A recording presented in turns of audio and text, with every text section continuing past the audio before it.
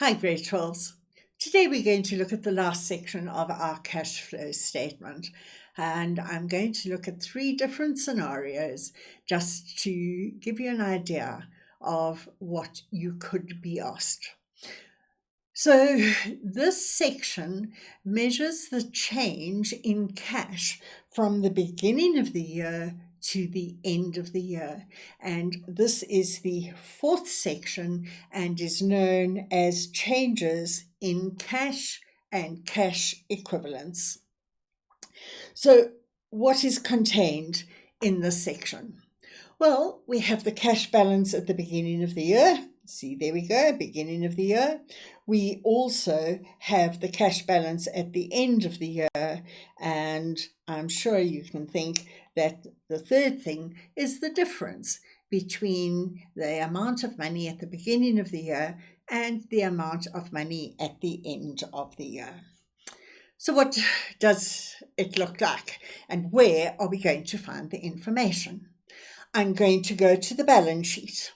I'm going to go to cash and cash equivalents. And if I have a look at this example, and please note that this is example 1, the amount of money we had in cash and cash equivalents, and remember cash and cash equivalents is my bank, my cash float plus my petty cash, added up to 10,000 Rand. And at the end of the year, it added up to 12,000 Rand. And so we can say that the amount of money increased by 2,000 Rand. So let's just confirm that. So the amount of money in cash and cash equivalents has increased by 2,000 Rand, which indicates a inflow of money. And so, needless to say, it's not going to go into brackets. So let's have a look at how we are going to complete this section of the cash flow statement. So I've got here cash and cash equivalents at the beginning of the year, 10,000 Rand. If I go back to the previous slide, can you see? There I have the 10,000 Rand. How much money have I got at the end of the year? I have got 12,000 Rand. Let's flip back, and can you see at the end of the year I have 12,000 Rand. So what do you think I need to work out now? Yes, I'm quite sure you've said that, but let's just go back over what we've done. So the difference between the opening and the closing balance is 2,000 Rand, which indicates an inflow of money, and this amount will not be shown in brackets. Let's conclude this. So, cash at the beginning, 10,000. Cash at the end, 12,000. Therefore, the change in cash and cash equivalents is 2,000 Rand. How did I get that?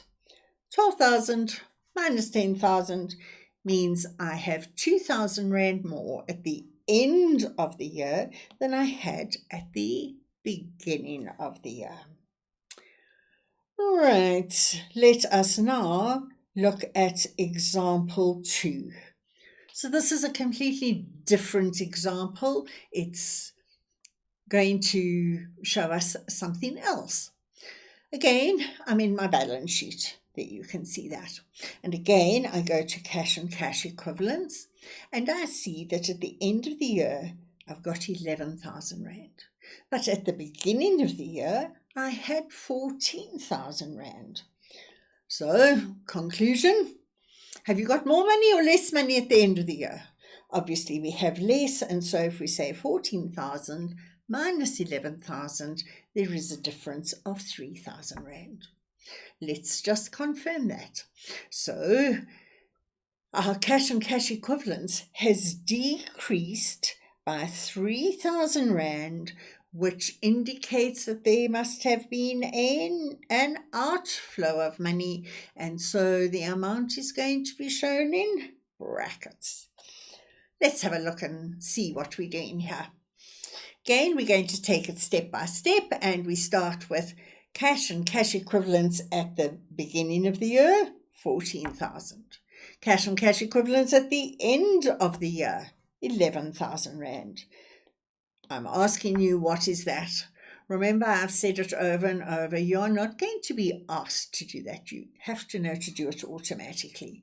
And again, just a little bit of confirmation of what we've been talking about here is that the difference between the opening and closing balance is 3,000 Rand. And I got that by subtracting the one amount from the other amount. So if I have a look here, 14,000 at the beginning of the year, 11,000. So obviously my 14,000 minus my 11,000 gives me my 3,000 Rand over there. And my money's got less, so there's obviously been an outflow of funds, and so the amount will be in brackets. Have a look. Previously, I had shown you the 14,000 at the beginning of the year, the 11,000 at the end of the year, and so the difference is 3,000 Rand, and so can you see that it is in brackets because money has flowed out of the business. So we have looked at two examples. The one where the money has increased, there's been no brackets. Where the money has decreased, there has been brackets. And now I want us to look at example 3.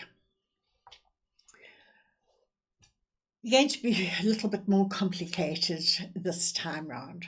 So if the bank is in overdraft at either the beginning or the end of the year, the amount shown in current asset section must be deducted from the overdraft amount in the current liability section. Now, I wonder if any of you can work out why. Put that in your thinking caps and let's work through it and see if you were correct. In the balance sheet, see, I've got my balance sheet there. Under current assets, at the beginning of the year, I had 2,000 Rand, but I had a bank overdraft of 12,000 Rand. So if I took this 2,000 Rand and I deposited it into the bank, would my overdraft still be 12,000 Rand? And I hope you are saying, oh, no, it won't. Because if I've got an overdraft of 12,000 Rand and I put 2,000 Rand into the bank, my overdraft now is only 10,000 Rand. And then at the end of the year, we had 15,000, which was not in overdraft. And how do I know that? Because it's not in the current liability section of your balance sheet, but in the current asset section of the balance sheet. So bearing that in mind, I want you to think very carefully before I move to the next slide. You know that there are three things in the fourth section of the cash flow statement. It's the change, it's the amount at the beginning of the year, and the amount at the end of the year. Now, the amount at the end of the year is quite simple. However, have you got your thinking caps on about what you're going to do with that? Let's have a look, and I hope you're going to be correct. So I'm going to say cash and cash equivalents at the beginning of the year. Can you see here I've got negative 12,000, and that was my overdraft. Then I took the 2,000 Rand, which was my cash float and petty cash, and I deposited that into the bank, which decreased my overdraft, and now I only have that overdraft of 10,000 Rand.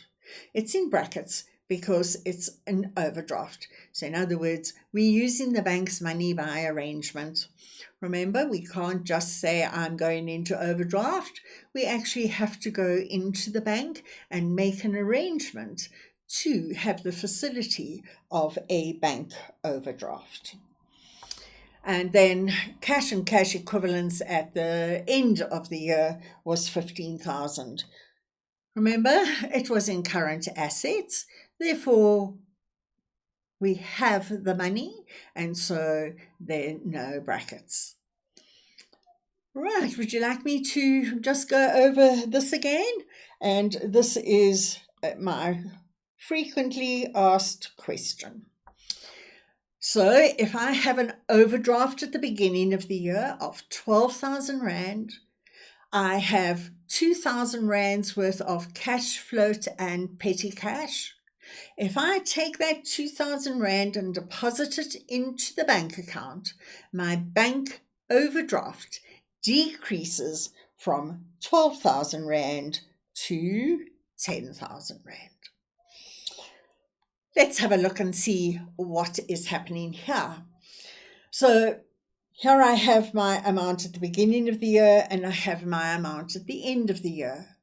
And my net change in cash and cash equivalents over here, I've got an amount of 25,000 Rand. And I hope you're not saying, where did you get that from?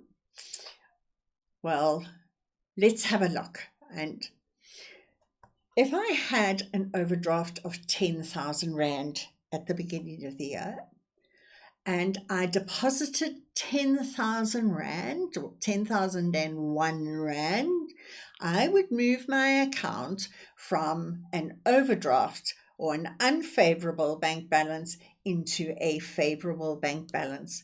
So just to get to the 0 point on a timeline, I would have had to put 10,000 Rand into the bank. And now I've moved from 10,000 overdraft to no overdraft at all, and I have 15,000 Rand in the bank. So I'm moving into the favorable bank. So I put 10,000 in to clear the overdraft, plus another 15,000 Rand. And so the net change in cash and cash equivalents is 25,000 Rand. Obviously, we could have an overdraft at the end of the year, and then you would do exactly the same as we have done over here. So we could have this overdraft at the beginning or the end of the year. Conclusion. If the bank balance is favorable at both the beginning and the end of the year, the difference between the opening and closing balances will be shown as the changes in cash and cash equivalents. That was one of our examples that we looked at. If the bank is in overdraft at either the beginning or the end of the year, the cash float and petty cash, which are shown as current assets, must be subtracted from the bank overdraft and shown as net changes in cash and cash equivalents. What would I like you to do for homework? Once again, please do the prescribed exercises. Cash floats is definitely going to be in your prelim and your final exam. So if you know it's there, tackle it head on. So please learn the changes in cash and cash equivalents. Know how to calculate the net change. If the amount is larger or smaller, or if there's a bank overdraft. Please remember, it is so important that you have to take your, I'm just changing pen there, cash float and petty cash and offset that against your bank overdraft. Well, grade 12s, that concludes our module on companies, on financial statements, on cash flow statements, and next time we'll pick up with our third module, which is analyzing and interpreting these financial results, which we have been working on for quite some time now. So take a breather, and next time we'll be looking at analysis and interpretation. Have a good day.